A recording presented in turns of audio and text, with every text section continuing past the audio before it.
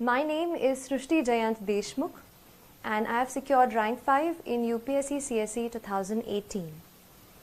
Here I am to share with you my journey, my experience of civil service preparation and what has helped me to achieve what I have done today. So a little bit about myself. I like to tell you that the motivation that I got to prepare for this exam came through the preparation itself. When I started, I did not really know what I was going into.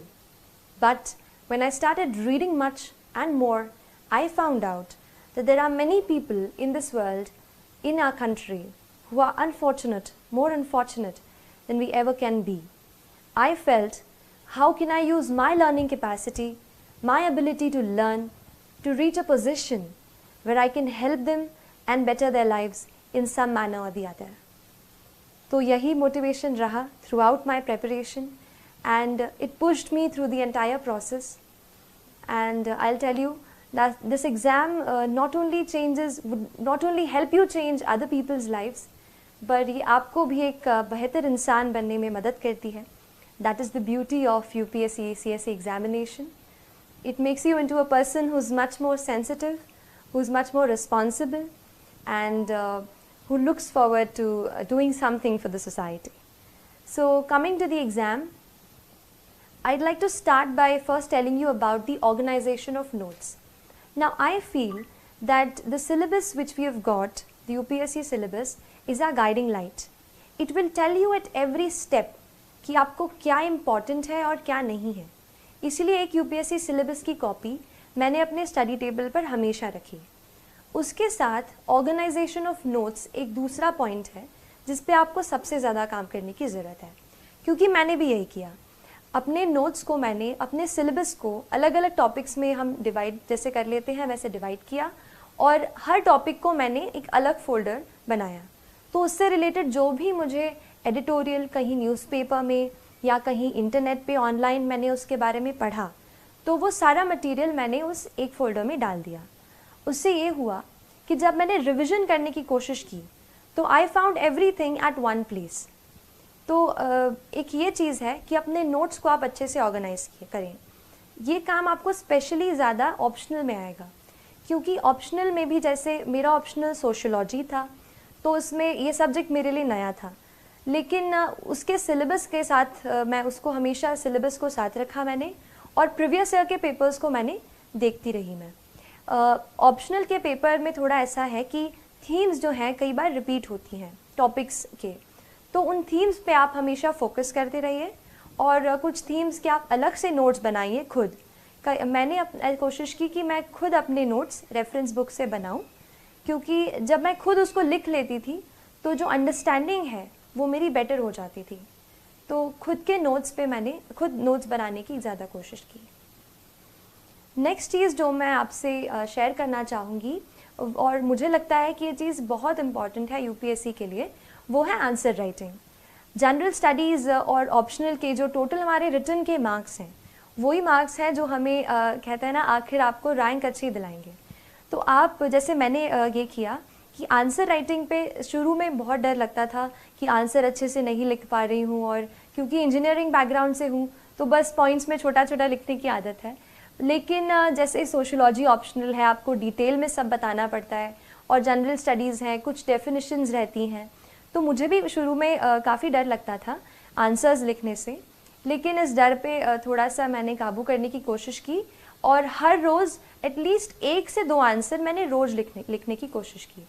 भले ही मैं answer अच्छा नहीं लिख पाती थी, शुरू में बहुत दिक्कतें आई, लेकिन बार बार जब आप आंसर्स लिखते हैं और क्वेश्चंस अच्छे स्टैंडर्ड के क्वेश्चंस लेते हैं, जैसे यूपीएससी के ही आप प्रीवियस ईयर के क्वेश्चंस ले लीजिए, उन क्वेश्चंस से मुझे ये समझ में आया कि असली एग्ज़ाम का स्टैंडर्ड क्या है.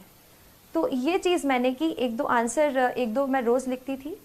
और उसके बाद फिर मैंने कुछ टेस्ट सीरीज़ ज्वाइन की जिसमें मैं हर संडे को कोई एक टॉपिक रहता था जिसको मैं पूरे वीक में पढ़ती थी और वही टॉपिक्स के मैं आंसर्स लिखती थी. So that answer writing practice I think इतनी बिल्ड हो जाती है कि बाद में जब एग्ज़ाम में कोई सवाल जैसे आपको नहीं भी आ रहा हो तो भी आप अब सवाल से कुछ की टर्म्स को ढूंढ करके आप कुछ ना कुछ उसमें लिख सकते हैं जो कि उस आंसर के लिए रेलेवेंट हो। तो ये क्योंकि कॉम्पिटिटिव एग्ज़ाम है, आपको 1 या आधा मार्क एक्स्ट्रा स्टील करना है, तो इसके लिए आप कोशिश करें कि अपनी रीडिंग वाइड रखें और आंसर राइटिंग की बहुत सारी प्रैक्टिस करें। आंसर राइटिंग की अगर बात कर रही हूँ तो ये बता देती हूँ कि थोड़ा सा मैंने कोशिश की कि कुछ ऐसे सॉल्ट जैसा अपने आंसर में ऐसा स्प्रिंकल करूँ कि आंसर की क्वालिटी अच्छी हो जाए और एग्जामिनर थोड़ा एक्स्ट्रा मार्क्स दे दे। तो इसके लिए मैंने कोशिश की, जैसे फैक्ट्स कहीं से अपन जैसे न्यूज़पेपर पढ़ते हैं, कोई फैक्ट्स पढ़ते हैं, उसको मैंने पहले एक बुक में अलग से नोट कर लिया था। वो फैक्ट्स फिर मैंने एग्ज़ाम के बहुत जल्दी पहले ही एग्ज़ाम के जस्ट पास में ही मैंने वो लर्न कर लिए वो फैक्ट्स। फिर जैसे कुछ क्वेश्चंस ऐसे हैं जहाँ पर हम कुछ डेफिनेशंस लिख सकते हैं, तो जब आप आंसर को शुरू करते हैं तो आप उस डेफिनेशन से स्टार्ट कर सकते हैं। इसके अलावा कुछ कमेटी की रिपोर्ट्स होती हैं, जैसे ARC रिपोर्ट्स होती हैं, या फिर एक और बहुत इम्पॉर्टेंट रिसोर्स जो मैंने बहुत ही ज़्यादा यूज़ किया है वो है नीति आयोग का 3 ईयर एक्शन एजेंडा। ये जो एक डॉक्यूमेंट है, इसमें आपको गवर्नमेंट की सारी स्कीम्स एक जगह पर मिल जाएंगी, so you understand the perspective of the government. और वो मैंने पूरा डॉक्यूमेंट, उसमें काफ़ी टाइम लगा पढ़ने को, बट जब मैंने एक बार पढ़ लिया था तो काफ़ी कुछ मैं उसका अपने आंसर्स में कोट कर पाई। तो जो भी गवर्नमेंट के डॉक्यूमेंट्स हों, जैसे इकोनॉमिक सर्वे आता है, बजट आता है, ये आप बिल्कुल अच्छे से पढ़ें, मैंने भी पढ़ा और इसको फिर मैंने कोशिश की कि आंसर में लिखूं। इसके अलावा मैंने आंसर्स में कुछ इंटरनेशनल इंडेक्सेस हम पढ़ते हैं, जैसे एनवायरमेंटल प्रोटेक्शन इंडेक्स है, वर्ल्ड इकोनॉमिक फोरम की बहुत सारे इंडेक्स हैं जो अभी न्यूज़ में रहती हैं। तो उस इंडेक्स में इंडिया की जो भी रैंकिंग रही है, आप उसको भी अपने आंसर्स में जहाँ रेलेवेंट हो वहाँ कोट कर सकते हैं। और एक और लास्ट चीज़, आंसर्स में आप थोड़ा सा कहीं फ्लो चार्ट या कहीं इंडिया का मैप, ऐसे भी आप घर से प्रैक्टिस, पहले से जब आप आंसर राइटिंग करते हो आप उसमें प्रैक्टिस करो। मैंने एक शीट में जो भी मुझसे लगा कि ये यूज़ हो पाएगा, मैंने एक जगह पे सारी ड्राइंग्स ऐसे फ्लो चार्ट्स इकट्ठा कर लिए थे और वही फिर मैं रिवाइज़ करके आंसर हॉल में, जो भी राइटिंग हॉल था, वहाँ गई। तो उससे मुझे लगता है कि आंसर्स मैं अच्छे लिख पाई और तय वक्त में, यानी जो हमें 3 आवर्स का टाइम मिलता है, उसमें मैंने कोशिश की कि मैं सारे आंसर्स जो है वो कंप्लीट करके आऊँ। ये जो कॉपीज़ हैं ये आप iscore.in पर देख सकते हैं। इसके अलावा करंट अफेयर्स बेस्ड स्टडी, इस पे भी मैं थोड़ी सी बात करना चाहूँगी आपसे। मैंने ये किया कि क्योंकि ज़्यादा ह्यूमैनिटीज़ का बैकग्राउंड नहीं था, तो जो भी करंट अफेयर्स में मैं पढ़ती थी, जैसे कई बार कोई इम्पॉर्टेंट न्यूज़ जो है, जैसे इलेक्शन है, प्रेसिडेंशियल इलेक्शंस हैं, तो उस पर बहुत सारे आर्टिकल्स आप देखोगे कि न्यूज़पेपर में आते हैं। वहीं से मैंने एडिटोरियल्स के नोट्स बनाए, उनको इकट्ठा किया और करंट अफेयर्स से ही मैंने कोशिश की कि पेपर 2 यानी GS 2 और GS 3 की मैक्सिमम प्रेपरेशन मैं कहूँगी कि मैंने न्यूज़पेपर्स, आर्टिकल्स ऑनलाइन जो आपको मिल जाएंगे, अच्छे आर्टिकल्स अच्छी वेबसाइट्स के, न्यूज़पेपर्स के, वहाँ से मैंने कोशिश की कि GS 2 और GS 3 के आंसर्स मैं वहाँ से कवर कर सकूँ। बाकी GS 1 में तो काफ़ी पार्ट जो है स्टैटिक है, जैसे हिस्ट्री, जियोग्राफी, वर्ल्ड हिस्ट्री, तो इसके लिए स्टैंडर्ड बुक्स ही मैंने रेफ़र की थी। करंट अफेयर्स बेस्ड स्टडी के बाद मैं थोड़ा सा आपको एक और लास्ट चीज़ बताना चाहूँगी टेस्ट के बारे में। कई बार हम सोचते हैं कि टेस्ट हमें बहुत सारे देने हैं, एंड मैंने भी पहले ये स्ट्रेस किया है कि टेस्ट सीरीज़ बहुत ज़रूरी है। टेस्ट सीरीज़ इसलिए इम्पॉर्टेंट हो जाती है क्योंकि हमें घर बैठे ये नहीं पता चलता कि हमारा क्या लेवल है, क्या स्टैंडर्ड है, क्या हम उस तरीके का एग्ज़ाम में परफॉर्म कर पाएंगे।